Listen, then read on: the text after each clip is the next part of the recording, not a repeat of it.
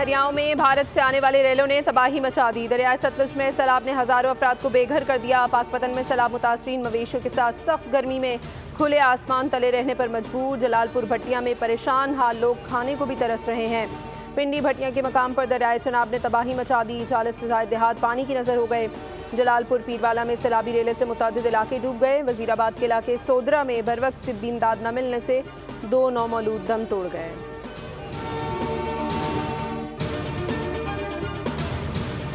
पंजाब सैलाबी रेलों की लपेट में। कसूर और मुल्तान को बचाना बड़ा इम्तिहान बन गया। लाहौर फिलहाल महफूज।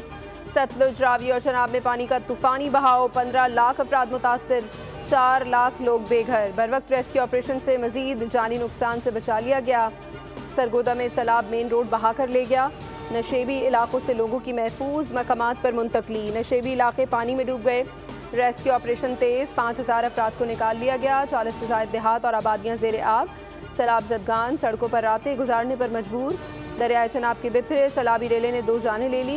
पंजाब में सैलाब ने 33 जिंदगियां ले ली।